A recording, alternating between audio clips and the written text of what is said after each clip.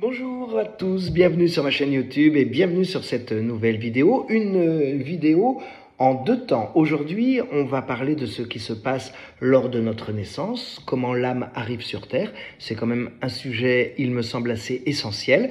Et puis, dans une prochaine vidéo, d'ici quelques temps, mais vous pourrez regarder ensuite les deux à la suite, bien sûr, il y aura la vidéo à la fin de la vie. Que se passe-t-il à la fin de notre vie terrestre et que se passe-t-il au niveau de l'âme? Alors aujourd'hui, on va d'abord parler de ce qu'on appelle la naissance. Il faut quand même savoir que la naissance, qui est vécu avec beaucoup d'amour, et c'est normal d'un point de vue terrestre, ici sur Terre, parce que l'enfant, en principe, est plutôt attendu, il est aimé par avance, on a envie de le voir très vite, on a envie de lui faire des câlins, on a envie de le serrer dans les bras. L'âme qui revient sur Terre, je ne dis pas que c'est une punition, il n'y a pas de punition, ne l'oublions pas, mais l'âme qui revient sur Terre ne revient pas toujours avec beaucoup d'amour, ne revient pas toujours dans un côté positif, pour deux raisons.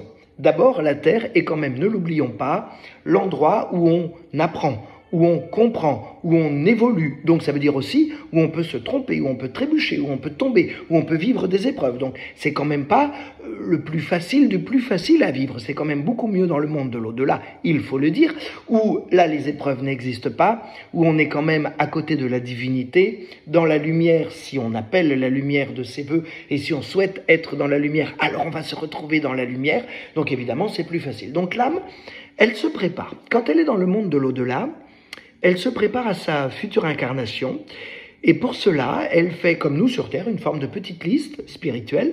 Bon, alors, d'abord dans quel pays vais-je vivre? Parce que ça c'est important. C'est pas simplement une envie, oh tiens j'ai envie de visiter tel pays, c'est pas tout à fait ça. On choisit son pays en fonction de sa vie passée. Est-ce que tel pays a une utilité à mon évolution? Est-ce que je vais plutôt grandir dans tel pays ou dans tel pays? On choisit pas toujours la facilité. Des fois, sur Terre, on choisit un peu la facilité dans nos décisions, mais dans le monde de l'au-delà, surtout qu'on est aidé par notre guide principal, par notre ange gardien, on ne va pas choisir la facilité. On va choisir ce qui va nous permettre de grandir. Et donc, on fait la liste et on choisit le pays. De même qu'on va choisir ses parents. Oui, on choisit ses parents terrestres. Alors, je vais vous dire quelque chose. Les liens du sang existent d'un point de vue terrestre, mais d'un point de vue spirituel, ça n'existe pas. La seule chose qui existe d'un point de vue spirituel, c'est le contact d'âme à âme. C'est ce qu'on appelle des groupes d'âmes. Et en fait, vous allez choisir vos parents parmi votre groupe d'âmes. Vous n'allez pas aller choisir votre parent je ne sais où.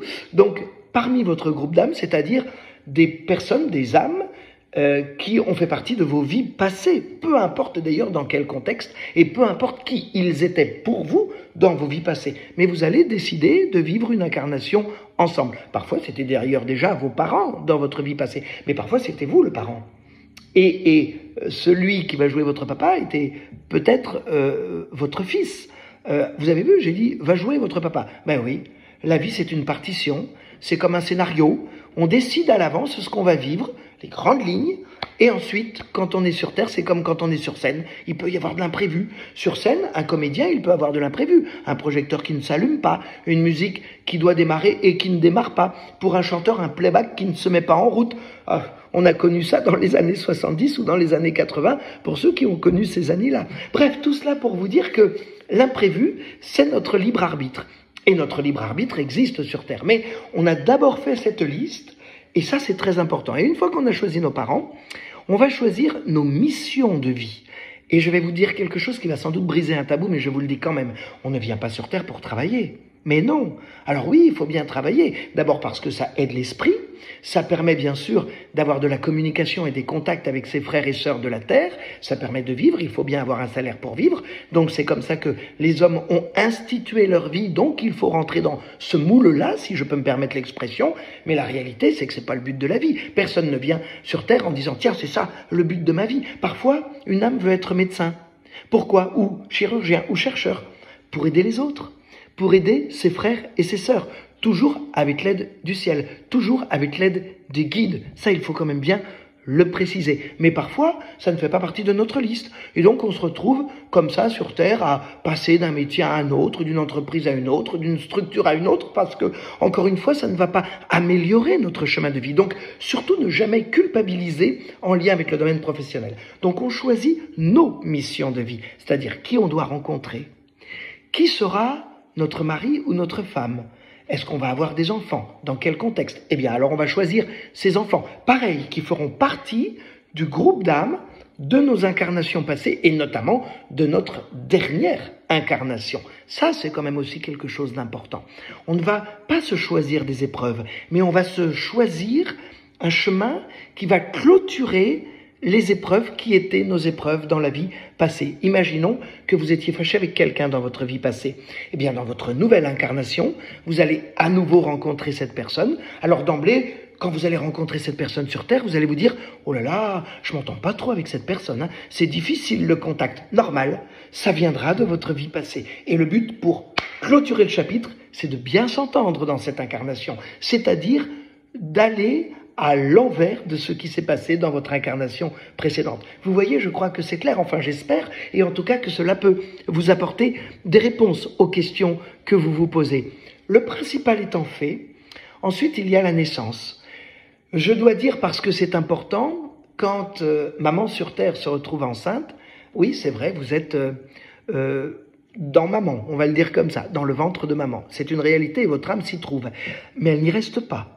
Les 3-4 premiers mois de la grossesse, l'âme sans cesse monte et descend, monte et descend. Elle a encore besoin, cette âme, c'est-à-dire votre âme, de se préparer, de dire au revoir au monde de l'au-delà, de se préparer aux énergies pas toujours très positives de la Terre. N'oubliez pas que dans le monde de l'au-delà, on se retrouve tous à un niveau qui est le nôtre, un peu comme un étage par rapport à un immeuble, mais par contre, quand vous êtes à l'étage 4, il n'y a que des âmes qui vous ressemblent, qui ont le même comportement que vous, qui ont la même spiritualité que vous. Sur Terre, tout le monde est mélangé, c'est ça la grande difficulté.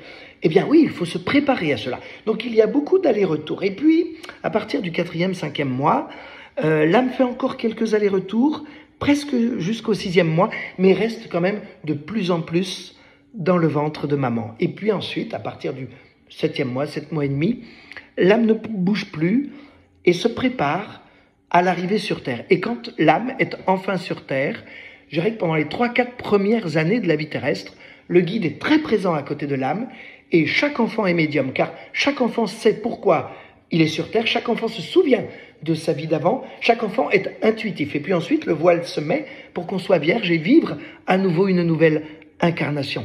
Voilà ce qui se passe à notre naissance.